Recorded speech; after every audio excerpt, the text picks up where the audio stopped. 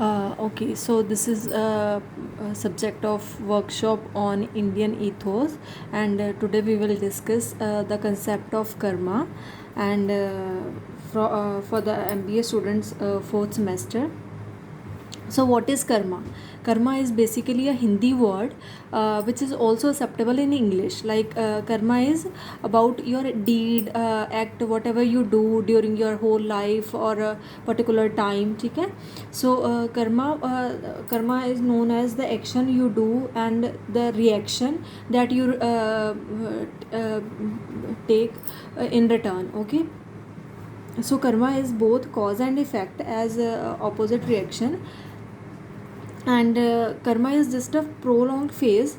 Like we can say the natural actions result ना, जो आप natural actions करते हो उसका जो आपको result मिलता है, that is karma. So if you are getting the wrong things, like if something is wrong happening in your life, that doesn't mean this is a kind of punishment or revenge. It's just a rule over the life. Like your action will come to you in the form of reaction.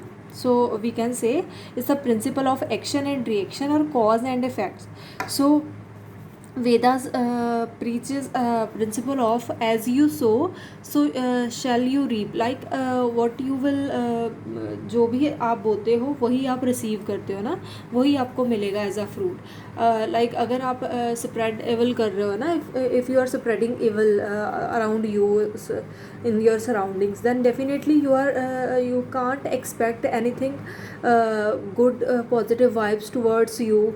ठीक है. On the other hand, if a person spreads well, then he will attract goods from others. Like karma combines all the action of individuals as well as their related effect जो भी हमें मिलते हैं, है ना.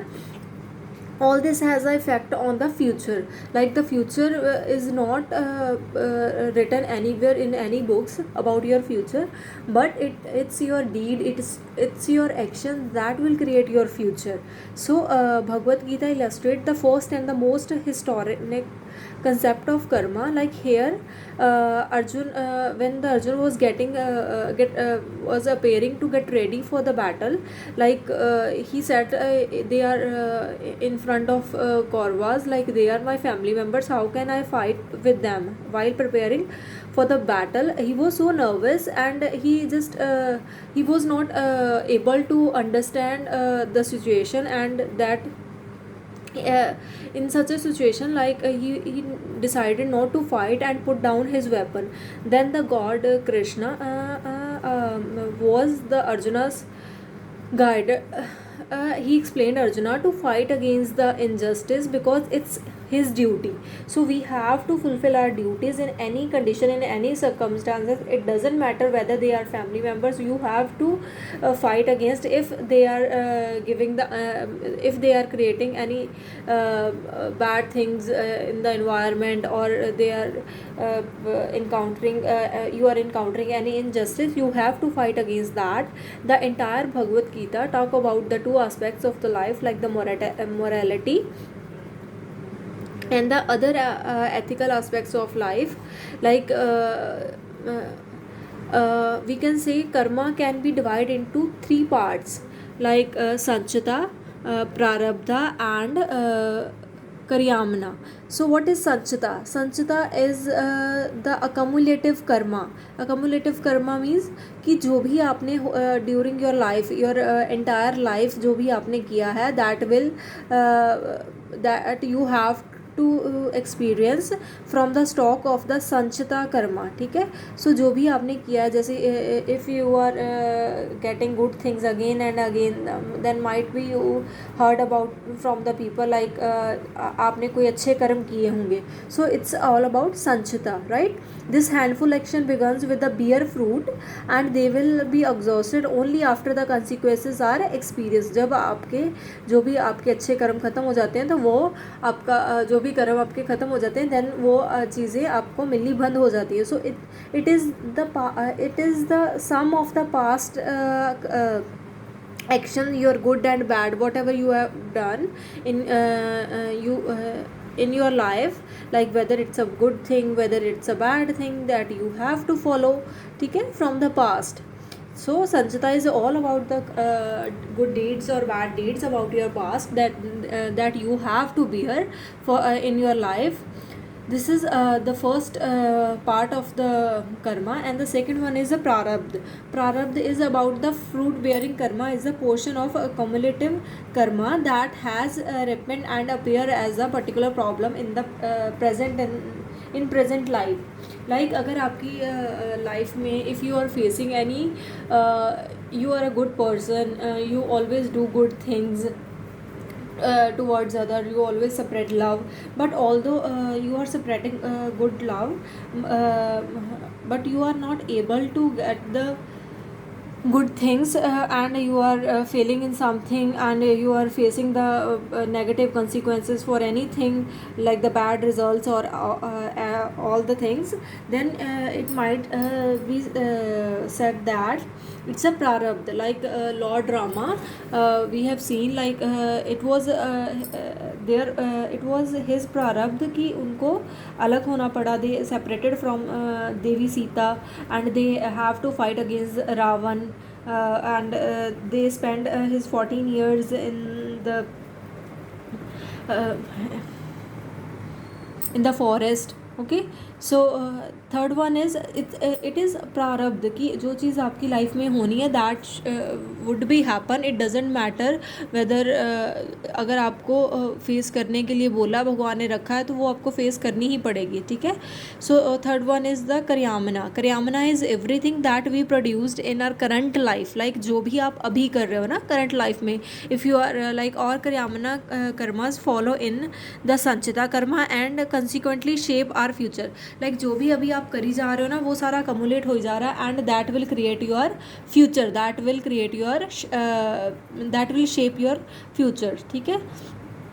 So in this way we can say as long as the stock of the sanchita karma lasts, the part of it continues to be taken out as a prarabdha karma for being experienced in the whole life. Like जो भी हमारा birth से लेकर death तक का cycle है वो सारा क्या है आपका कर्म, ठीक है. सो कर्मा के accordingly you have to face the circumstances, you have to live your life according to your Karma.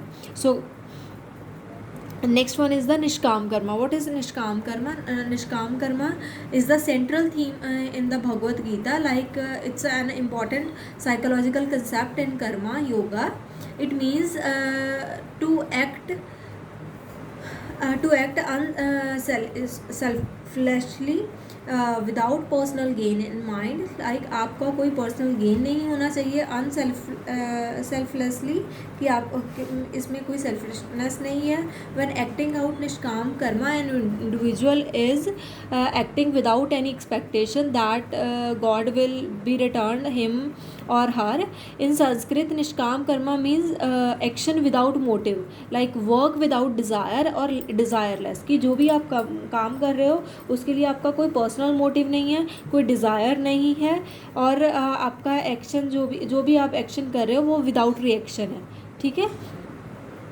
जो भी है आपको आप उसके लिए कुछ नहीं चाहते कि हमें उसके रिटर्न में कुछ मिले, ठीक है. If you are helping anybody you are not expecting from any person की like they will help you. If you are respecting your parents you will not you are not expecting anything from others, ठीक है.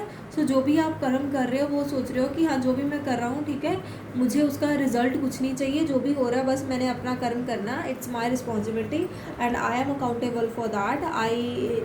आई am desireless, मेरी कोई इच्छा नहीं है इसके लिए अगर मैं कुछ भी कर रहा हूँ, ठीक है. ठीक है, अगर मैं किसी की हेल्प कर रहा हूँ, किसी को पानी पिला रहा हूँ, सो इसमें मेरा कोई अपना पर्सनल बेनिफिट नहीं है. जो भी है मेरी जो भी काम है मेरा वो दैट इज़ डिज़ायरलेस, ठीक है, without any motive, without any aim. So next are the laws of karma. What the laws of karma says, there are 12 laws of karma. Like they are first one is the great law. The great law is means the cause and law effect. like according to this law an individual should stand for those things which he wants to achieve, कि जो भी आप achieve करना चाहते हो उसके लिए आपको खड़े रहना पड़ेगा. This law has a similar message as a law of attraction, like means कि whatever an individual gives he or she shall receive the same. It may be something positive, it may be something negative. ठीक है, जो भी आप if an individual has to be loving nature, he or she wants to be loved. ठीक है, अगर आप loving nature के तो आप चाहते हो कि मुझे भी सब प्यार करें अगर मैं किसी को प्यार करूँ. Similarly an individual to be gorgeous and kind if और he she wants wealth in life. Okay, अगर आपको पैसा चाहिए तो आपको काइंडनेस आप इतने जनरस होने चाहिए कि अगर किसी को हेल्प की ज़रूरत है, पैसे की ज़रूरत है तो आप प्रोवाइड कर सको. ठीक है, then only you will get a lot of money from your karmas. ठीक है, so other thing we can say on the contrary part, on the contrary part, if an individual wants to be honest and open relationship, he must show his honesty. Okay, so genuineness to other people, this is the great law. ठीक है, कि जो आप कर रहे हो, जो जैसे आप हो वैसा ही आपको मिलेगा. So law of creation, second one is law of creation. इसमें ये बताया गया है if an individual wants to achieve his desire he must be an active participant in his life. ठीक है, अगर कोई भी चीज़ है आपके लिए वेट नहीं करेगी, आपको उसके लिए कुछ करना पड़ेगा. ठीक है, and not think that thing will happen automatically. अगर आप बैठे हो कि मेरे खुद के मैं पढ़ रहा हूँ, मैंने पढ़ना नहीं है लेकिन मेरा रिज़ल्ट गुड आ जाए. ठीक है, so that is not the thing. अगर आप पढ़ोगे नहीं तो आपका रिज़ल्ट गुड नहीं आएगा. सो अगर आप कुछ भी नहीं कर रहे हो, things will not happen to you unless you will give your efforts. So this is the law of creation. Next is the law of humility. So what is law of humility means? It explains the importance of realizing the truth before thinking of changing karma. ठीक है, changing something. For example, अगर आप when an individual blames others for their own wrong doing deeds, है ना, अगर आप कुछ गलत कर रहे हो और उसके लिए दूसरों को ब्लेम कर रहे हो, see an opposing person as a villain. ठीक है, दूसरों को विलन की तरह जब देख रहे हो, that means then the person is not in the tune with the reality. ठीक है, so therefore it becomes very difficult for an individual to make changes as it desired. ठीक है, so an individual can understand the law of humility well. So it is all about कि आपने अपने आप को change करना है rather than किसी और को चेंज करने के लिए. ठीक है, so it is all about कि अगर आप दूसरों को ब्लेम करी जाओगे तो आप अपनी लाइफ में वो रियलिटी नहीं जान पाओगे. ठीक है, जब तक आप ये नहीं आप अपने आप से नहीं सोचना शुरू कर देते कि whether the person standing in front of you is a good और bad and you are continuously blaming that person, then you will not encounter with the reality. Next one is the law of growth. Law of growth means कि आपको जो भी changes करने हैं वो खुद से स्टार्ट करने हैं. ठीक है, whatever you wherever you go you there you are. ठीक है, कि जहाँ भी आप जाते हो वहाँ आप ही हो. ठीक है, जो भी जहाँ भी जा रहे हो वहाँ आप जा रहे हो. ठीक है, सो जो भी चेंजेस लाने हैं अपने खुद में लाने हैं. दूसरों से चेंजेस एक्सपेक्ट मत करो कि अगला बंदा चेंज होगा. Nobody will change themselves for you. ठीक है, सो आपको खुद से ही खुद को चेंज करना पड़ेगा. Next one is the law of responsibility. Law of responsibility explain like respect to karmas, कि हमें ये बताता है कि जो भी हमारे इंडिविजुअल्स हैं they are all the individuals that they are responsible for the happenings in their life. It means everything that happens during their entire life an individual they are dependent upon their karmas of their self. ठीक है, जो भी आप अगर बुरा भुगत रहे हो that means you have done something wrong in your life, then that's why you are facing that circumstances. An individual is responsible for all their experience. ठीक है, whether it is a good, whether it's bad. So in this way the external happening of an individual reflects their internal happiness. like कि जो भी हम अच्छा कर रहे हैं दैट मीन्स कि हमें अच्छा मिल रहा है, दैट मीन्स हमने कुछ अच्छा किया है. So we are all responsible for our life. The next one is the law of connection. Means कि law of connection means when an individual wants to eliminate the past experience and or bad karma from their life, the law of connection highlights the past, present and the future are interconnected, है ना, कि जो भी आपने past में किया वो present में भुगत रहे हो, जो प्रेजेंट में कर रहे हो वो फ्यूचर में आपको फेस करना पड़ेगा, ठीक है.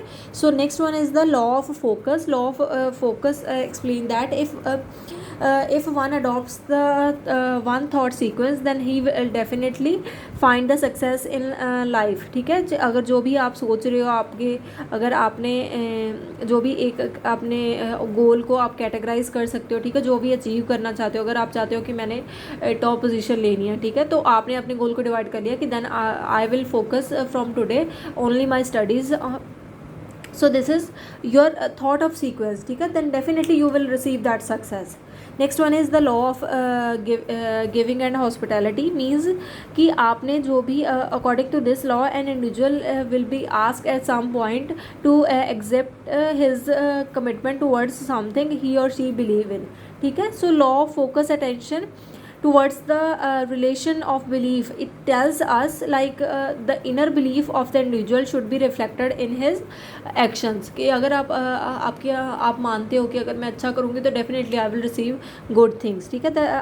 This law explains that how universe can test an individual, ठीक है, कि अगर आप कोई चीज़ अच्छे से कर रहे हो, बोलते हो कि मैंने अच्छी ही चीज़ें करनी है, अगर मुझे बुरा भी मिल रहा, no I will do only good things.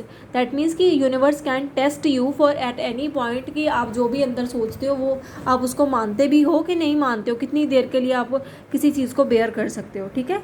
So the next law is law of here and now. Here and now means like an individual will always be attached to his past if he sticks to his past view, ठीक है. अगर आप अपनी पुरानी चीज़ों के साथ attached रहोगे then you will be stuck with that past, ठीक है. on the other hand अगर an individual is always concerned and greedy then he will think about the future, ठीक है. अगर कोई पर्सन लालची है तो वो फ्यूचर के बारे में ही सोची जाएगा. सो मीन्स कि आपको अपने प्रेजेंट में ही जीना आना चाहिए, ठीक है. So this is the law of here and now. Next law is the law of change. What is the law of change?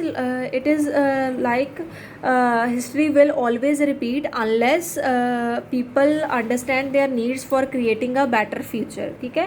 कि लाइक अगर आप अपनी लाइफ में कुछ चेंजेस लाना चाहते हो ना, तो आपको अपना खुद को चेंज करना पड़ेगा, नहीं तो हिस्ट्री वही रिपीट होती रहेगी. क्योंकि अगर आप अपनी ज़रूरतों को समझोगे नहीं कि आपको क्या चाहिए, ठीक है.